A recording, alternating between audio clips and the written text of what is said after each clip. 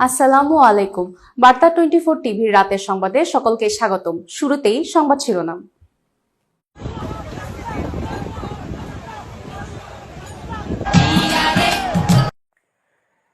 মানিকগঞ্জ কালীগঙ্গা নদীতে এক যুগ পরে ঐতিহ্যবাহী নৌকা বাইচ অনুষ্ঠিত হয়েছে।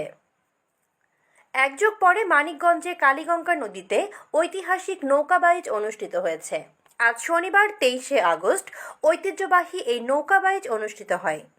নৌকা প্রতিযোগিতায় অর্ধ শতাধিক বাইচের নৌকা অংশ নেয়।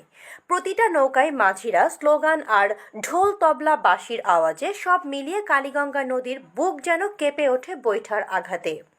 নৌকার প্রতিযোগিতার সঙ্গে দর্শকদের উচ্ছ্বাসও সমান তালে এগিয়েছে।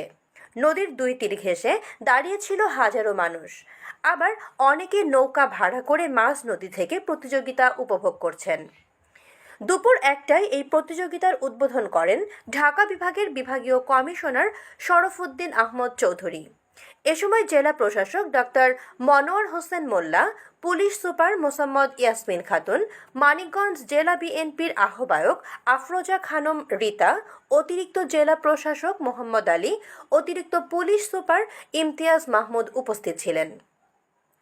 প্রধান অতিথির বক্তব্যে বিভাগীয় কমিশনার বলেন, গ্রামীণ ঐতিহ্য ধরে রাখা এবং নদীমাতৃক সংস্কৃতিকে নতুন প্রজন্মের কাছে পৌঁছে দেওয়ার লক্ষ্যেই এই প্রতিযোগিতার আয়োজন করা হয়েছে। আমরা চাই এই ধরনের উৎসব মানুষের মাঝে সম্প্রীতি এবং আনন্দ ছড়িয়ে দিক।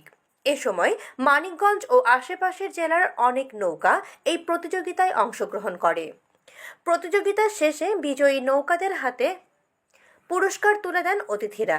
এদিকে নদীর তীরে বসে ছোটখাটো মেলা, যেখানে খেলনা, খাবার দাবার এবং গ্রামীণ দ্রব্য বিক্রি হচ্ছিল।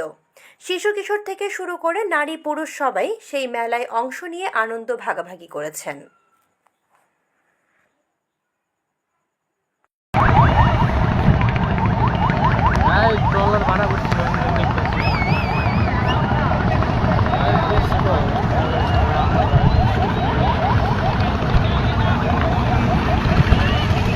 কাকা ঘুরে বলান।